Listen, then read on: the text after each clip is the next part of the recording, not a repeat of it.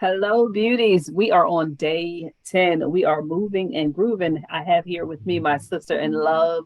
Again, this is our self care for Black girls, self love journey.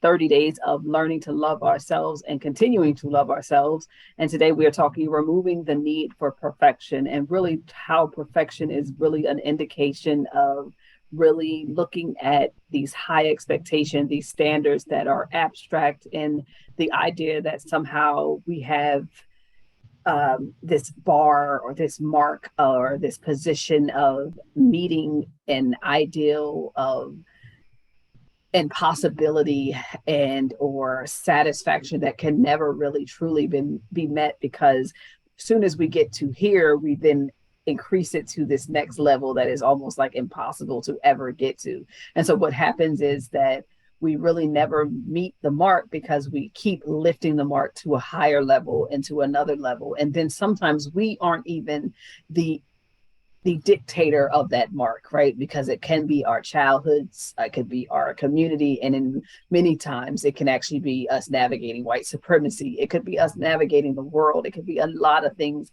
that indicates what we have to do as Black women to be perfect. And so what this looks like is really trying to settle in on looking at who you are, why you're enough, why you are worthy of being enough, and why it is okay to accept who you are as you are, and to really start looking at, are you trying to meet a mark that is not realistic for who you are and where you want to go in your life, and how you want to really truly be honoring the person that you are looking at becoming and the person that you are at this moment. So as we start to look at removing the need to be perfect, we want to be reflective, we want to be acknowledging, and we want to go back to that appreciation list. We want to go back to day, I think I can't remember what day it was, but that compliment list, that list that we really talked about who we are, who we say we are, and who we say we want to be, and start to acknowledge those things as our new standard of perfection that says that no matter what today or tomorrow looks like, we are enough and we will always be enough and we are worthy of good things. So I think with that, this is great. It's a great start to questioning how would I write that? Like, so for example, would that be today I didn't finish uh, all the stuff I had on my list to do as a mother or as a wife?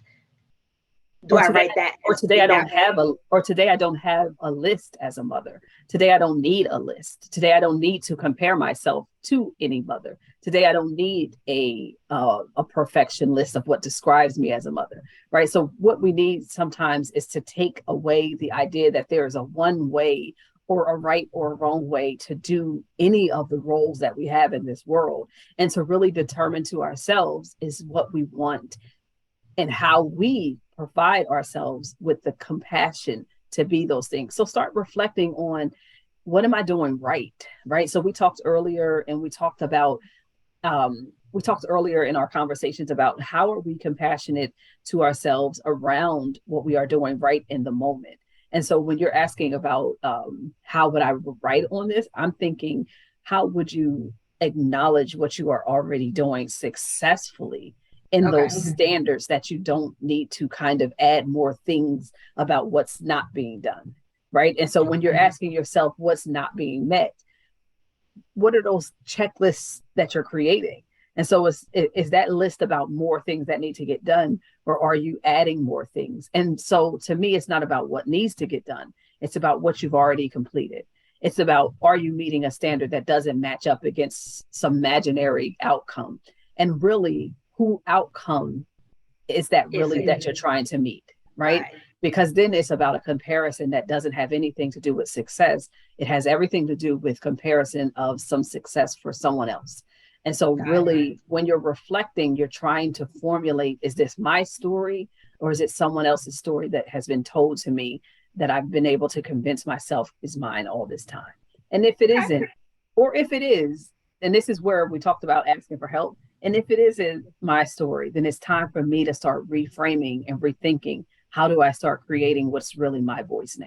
And that's where that self love and that self compassion and that self narrative is so important as we're starting to move forward on loving ourselves and creating our new story and our new standards that has nothing to do with perfection and everything to do with compassion, consideration, care, love, and legacy for who we want to be and who we want our children to be and who we want our families to be and our communities to be moving forward. Right. And that has nothing to do with perfection. Yeah. Remove the demands to be perfect by anyone else's standard. There you go. And I think can't end it no better than that. All right, everyone. If you have anything that you want to ask, or if I can be of any help, remember this is quote unquote, this is definitely not therapy. I want to make that clear. But it is an opportunity for us to be on a journey together as we talk about growing and developing our self-love. Reflect in the comment section if you haven't already. Check out the opportunity to go from day 1 through, I think this is day 10. Day 10. We've already gotten to day 10. If you haven't, you can always start, go back, check out where we've already been, check out the journal on Amazon, and this can be started again and again and again. And we will be continuing moving forward up 30 days of self-love. Y'all be well. Bye.